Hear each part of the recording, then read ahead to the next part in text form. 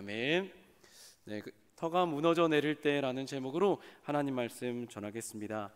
여러분, 우리는 살다 보면 누구나 크고 작은 위기를 겪습니다.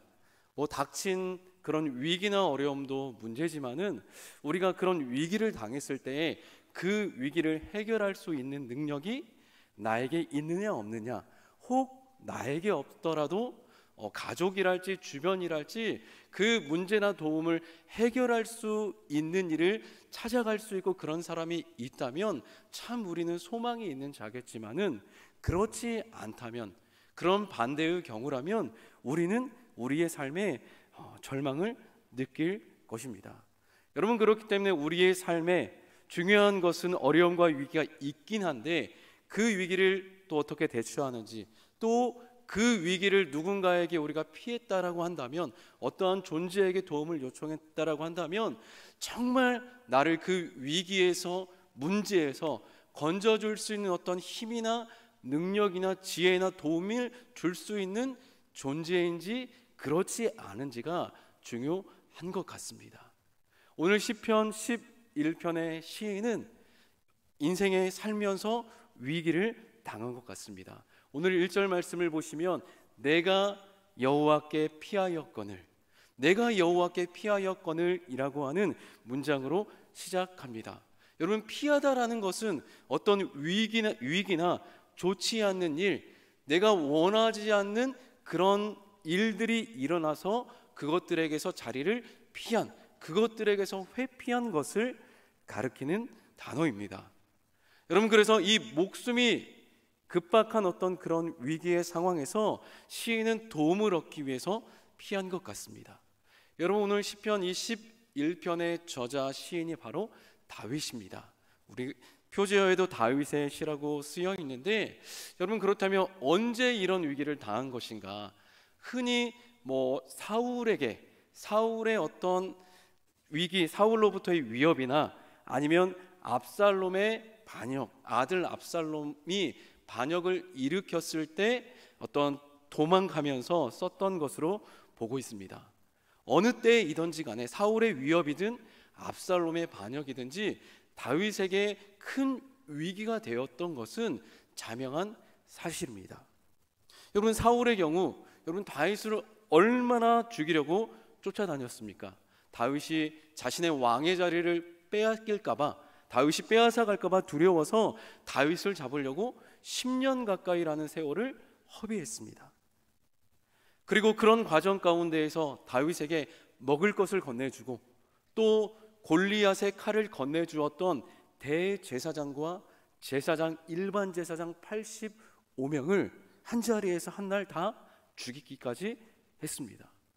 질투와 분노에 눈이 멀어 제 정신이 아니었던 그런 사울 앞에 다윗이 무엇을 할 수 있었을까요? 도망다닌 그 10년의 기간 동안 죽을 위기가 얼마나 많이 있었을까요? 왕에게 대적할 수도 없고 다윗에게는 어떤 군사나 다윗을 따르는 사람들이 없었기 때문에 그런 위기 가운데서 다윗이 무엇을 할 수 있었을까요? 여러분, 압살롬의 반역의 때도 마찬가지입니다. 어쩌면은 사울 왕의 위협보다도 더 압살롬의 때는 더 다윗의 마음을 괴롭게 했었을 겁니다.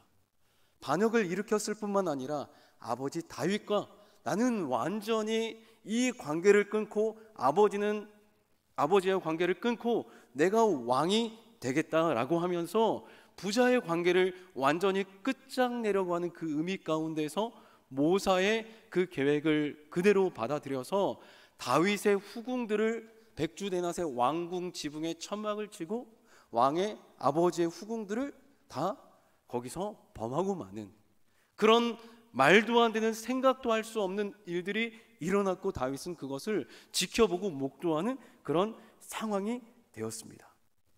진짜 아버지 다윗을 끝장내겠다라고 하는 그 각오로 압살롬이 반란을 일으켰는데 그 아들을 향해서, 그 자녀를 향해서 부모된 다윗이 무엇을 할 수 있었을까요?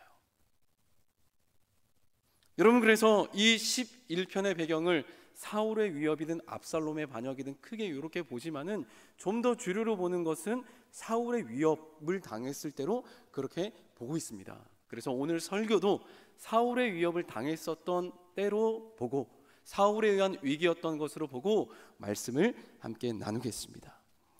여러분, 그래서 다윗은 이런 위기 가운데에서 그동안 누렸던 것들을 다 잃어버렸습니다.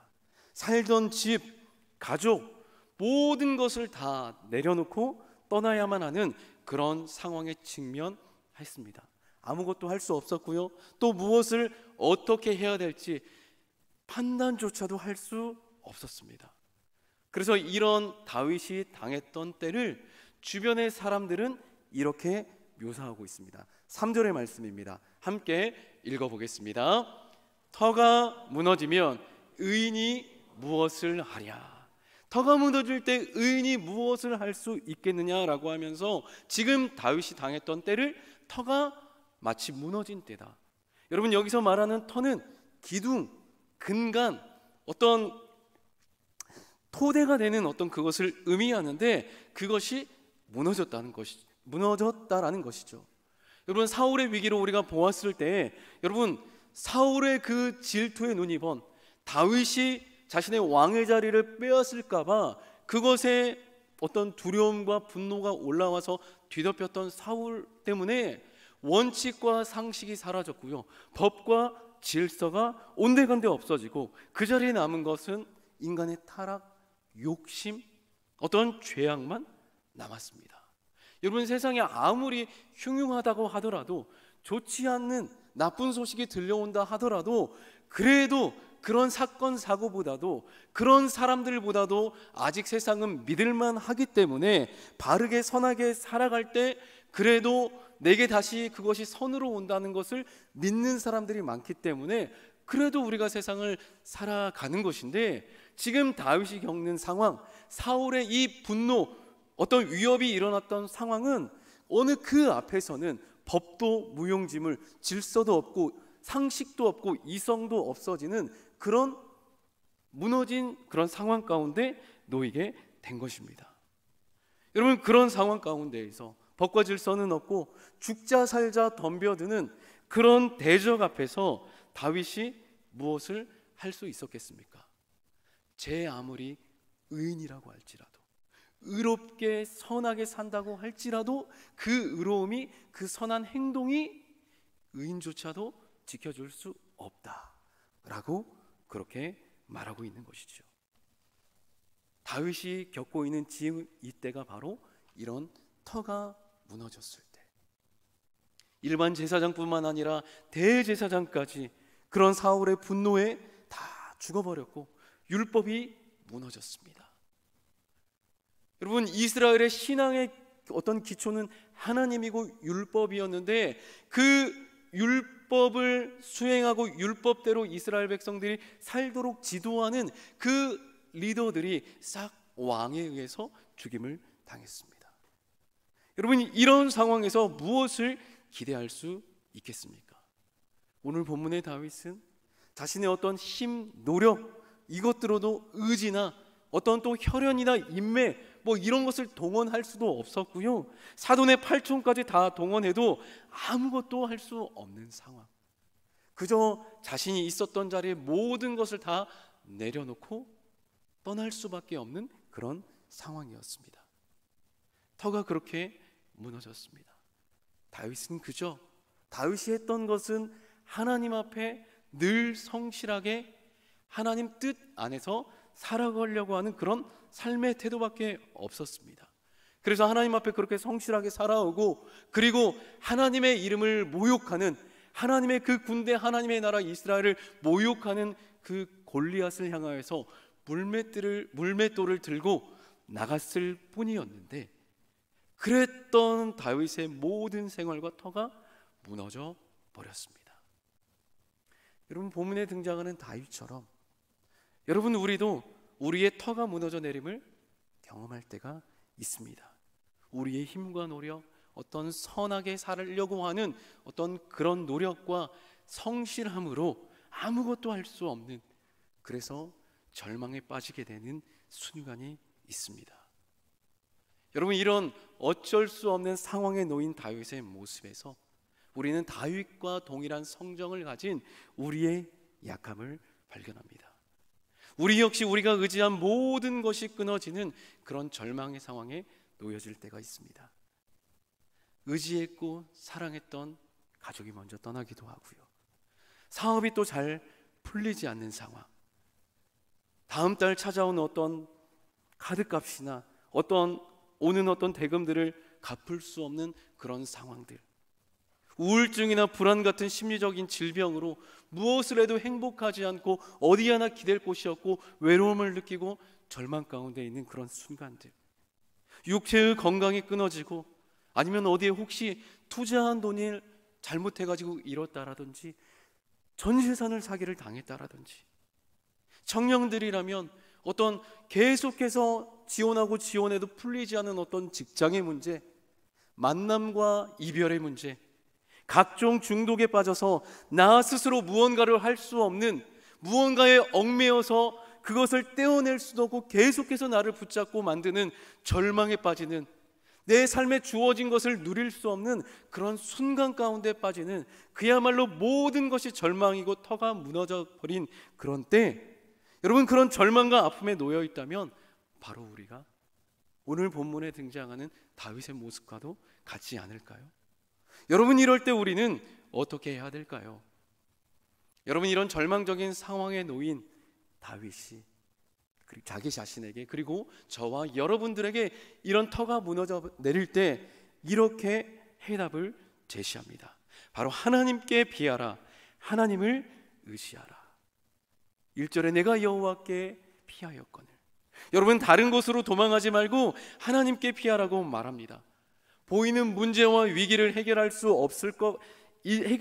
있을 것 같은 어떤 합리적인 상황, 내 눈에 보여지는 어떤 정답을 딱 쫓아가는 게 아니라 의지할 것 없는 인생에 기대지 말고 하나님을 기다리라고 말합니다. 그래서 다윗은 이렇게 여호와께 피하라, 하나님을 의지하라라고 말하는데, 다윗의 모습을 지켜보는 주변의 사람들의 주어는 조금은 다릅니다. 11장 1절 내가 여호와께 피하였거늘, 그리고 그 다음 너희가 함께 읽어보겠습니다. 시작. 너희가 내 영혼에게 새같이 내 산으로 도망하라 함은 어찌함인가. 여러분, 주변의 사람들은 여호와께 하나님께 피한 다윗을 향하여서 새같이 산으로 도망하라고 말하고 있습니다. 여러분, 새같이 산으로 도망하다, 이게 무슨 말일까요? 여러분, 본문에 등장한 이 새라고 하는 단어는 흔히 작은 참새 따위의 새를 가리킬 때 주로 쓰이는 단어입니다. 여러분, 그러니까 참새 같은 이 작은 새는 여러분 자신의 생명을 스스로 지킬 수가 없어요. 큰 독수리나 상위 포식자가 나타났을 때에 자신의 생명을 싸워서 지킬 수가 없는 존재입니다.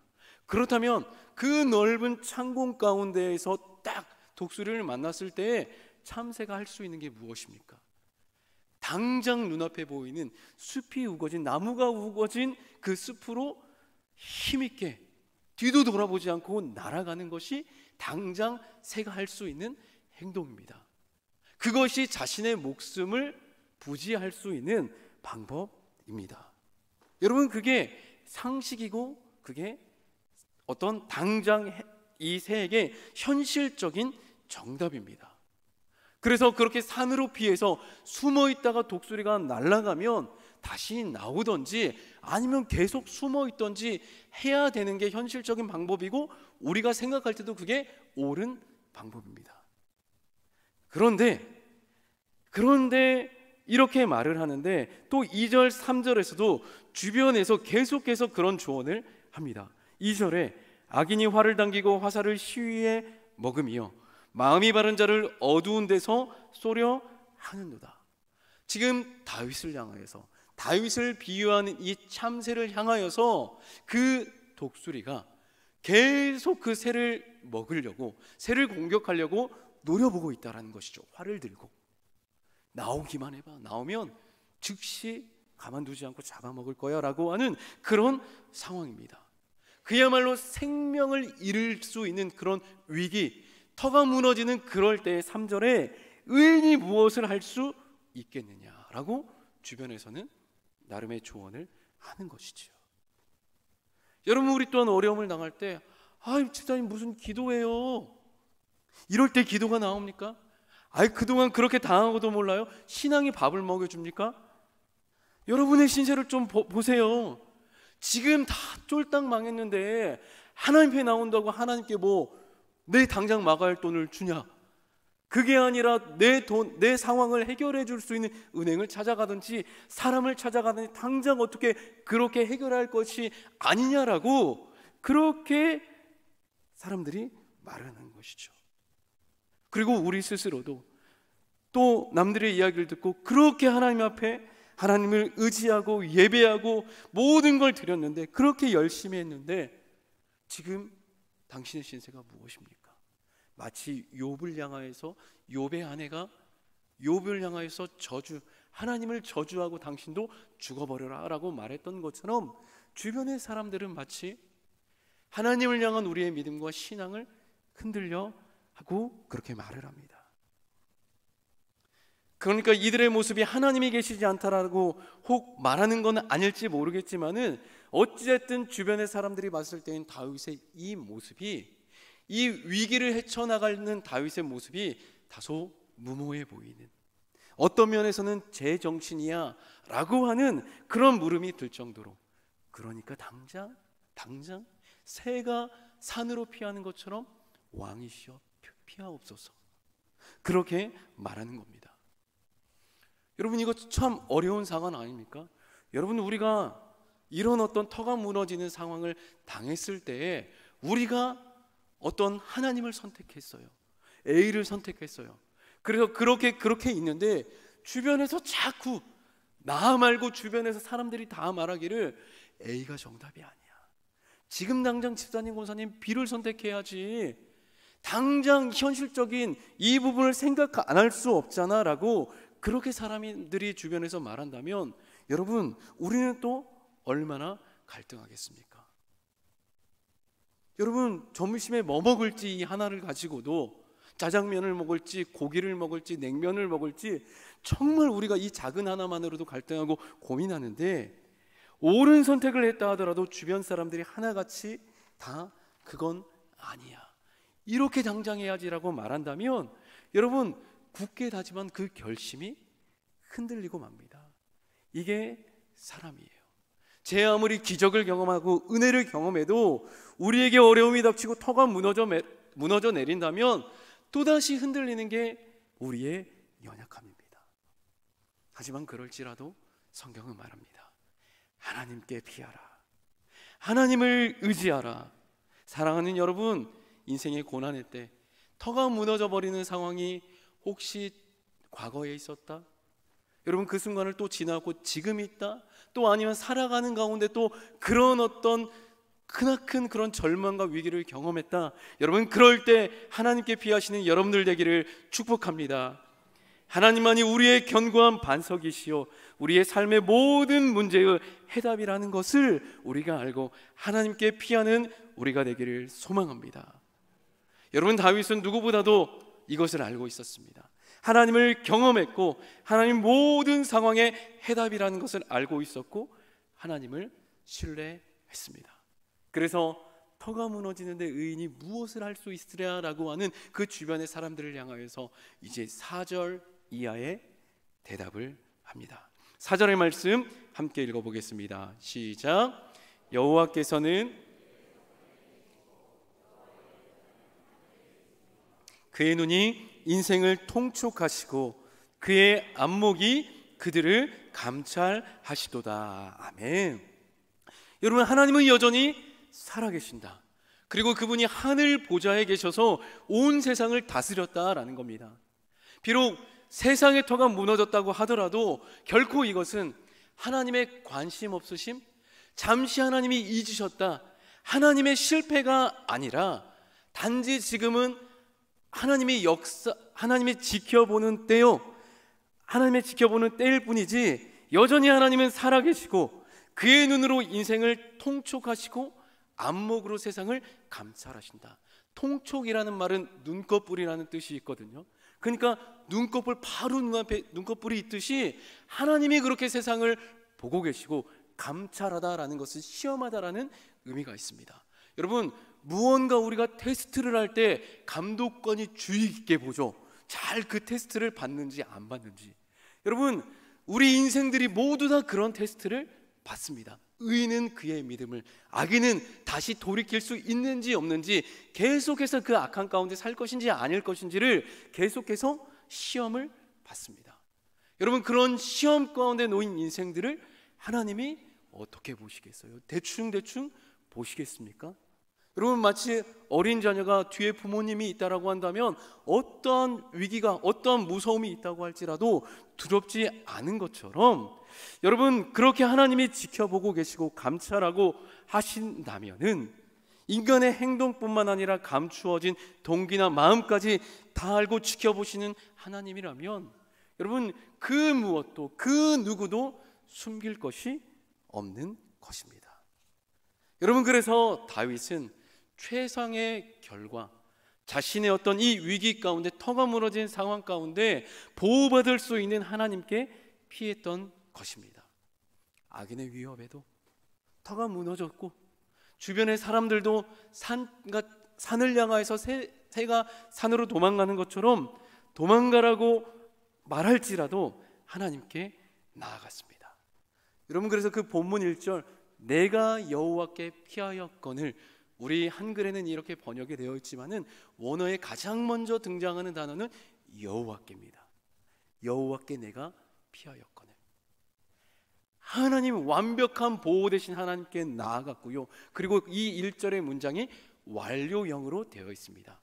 이게 무슨 말이냐면 하나님이면 끝났다라는 거예요. 하나님 외에 나를 더 보호해 줄 수 있는, 터가 무너진 이런 나의 상황 가운데서 나의 온전한 믿음, 나를 지켜줄 수 있는 그 반석 되신 분은 하나님밖에 없다라는 것을 다윗이 고백한 것입니다. 여러분, 그래서 하나님을 만나면 모든 게 끝났다. 여러분, 이것을 다윗이 고백한 것이고, 그리고 이러한 고백을 다윗은 성경 곳곳에서 말하고 있습니다. 대표적인 구절 한 군데를 보면 사무엘하 7장 22절, 함께 우리 읽어보겠습니다. 시작. 그런즉 주 여호와여, 이러므로 주는 위대하시니 이는 우리 귀로 들은 대로는 주와 같은 이가 없고 주 외에는 신이 없음이니이다. 아멘. 다윗이 처음 왕이 되었을 때, 하나님과 언약을 맺었을 때 고백했던 고백인데, 이 고백이 다윗의 그 왕이 되기 이전이나 왕이 되고 나서 죽을 때까지 40년 동안에 계속해서 다윗이 하는 고백입니다. 하나님 같은 분이 없다라는 거예요. 주 같은 분이 하나님처럼 나를 지키시고 보호하시고, 의인은 계속해서 세우시고 악인은 미워하시고 악인의 끝은 멸망이라는 것을, 그렇게 인생을 다스리고 심판하시는 분이 그런 하나님이다라는 것을 계속해서 고백하는 겁니다. 그래서 다윗은 왕이 되기 이전에 광야에서 양을 치면서, 여러분, 이 경험을 수없이 했을 거예요. 곰이나 사자가 양을 먹으려고 왔을 때, 위협할 때 물맷돌로 그 사나운 짐승들을 내쫓고 물리치면서, 여러분, 그것이 하나님의 도우심이라고 고백하지 않았겠습니까? 하나님이 함께 하시는 그 경험을 경험하지 않았겠어요? 골리앗과 싸울 때에도 만군의 여호와의 하나님의 이름으로 나간다, 자신의 물맷돌의 실력 이것을 믿고 나간 게 아니라 그가 그의 마음에 품고 나갔던 것은 만군의 여호와의 하나님의 그 이름을 믿고 나간다라고 선포했던 겁니다. 어렸을 때부터 수없이 하나님을 믿고 신뢰하는 훈련을 하게 된 것이죠. 여러분, 그래서 삶에서 터가 무너져 내려버린, 그야말로 절망할 수밖에 없고 앞뒤 가리지 않고 도망갈 수밖에 없는 그런 상황 가운데에서 다윗은 하나님께 피했습니다. 어제 없었던 믿음과 신뢰가 오늘 갑자기 생긴 것이 아니라 과거에 수없이 하나님의 하나님됨, 하나님의 주 되심을 경험했기 때문에 터가 무너진 상황에서도 주저하지 않고 하나님께 피한 것입니다.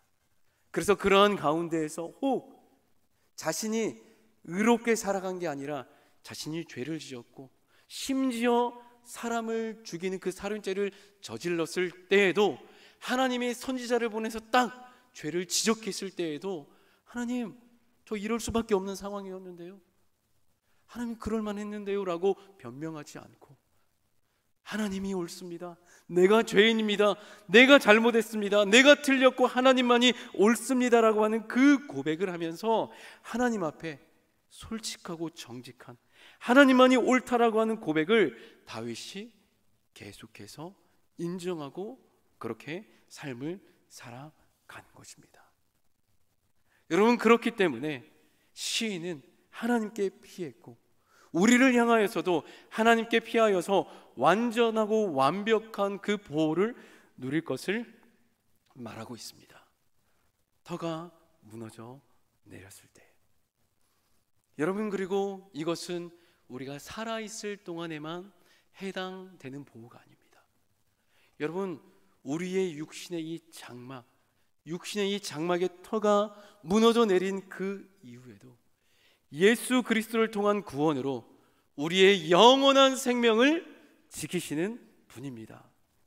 끝없는 사랑과 관심으로 우리를 지키시고 보호하는 분이 바로 하나님이십니다. 여러분, 그렇기 때문에 하나님이 세상을 감찰하시고 또 선악간에 갚으실 것이기 때문에 터가 무너질지라도 당장 우리의 눈에 보이는 어떤 합리적인 정답, 이성적인 어떤 사고를 통한 판단, 그것을 쫓아가는 게 아니라 여러분, 하나님께 피할 수 있기를 축복합니다.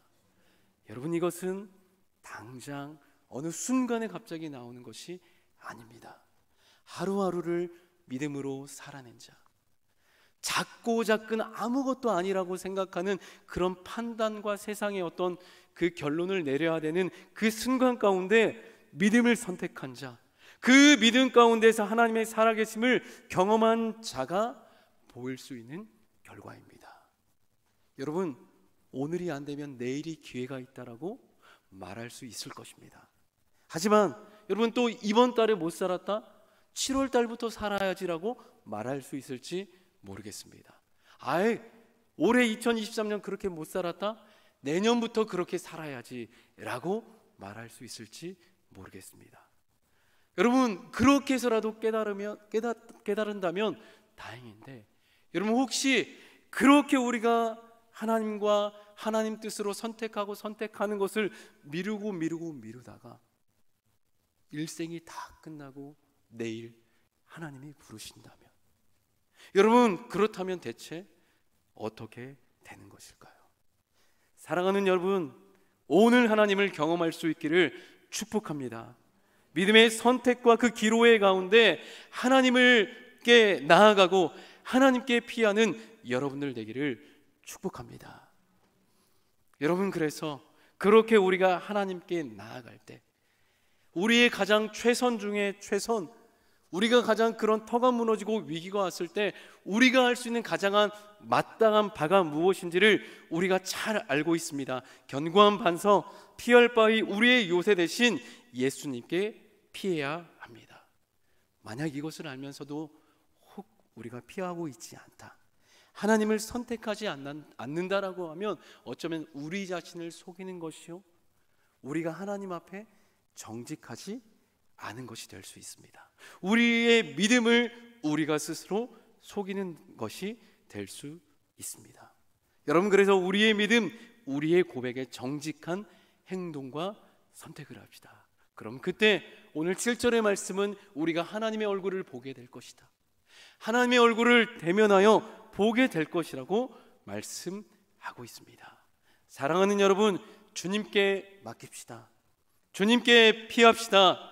다윗이 자신의 일생을 주께 맡겼듯이 우리도 주님께 피한다면 우리도 완전하고 완벽한 보호를 누리게 될 것입니다.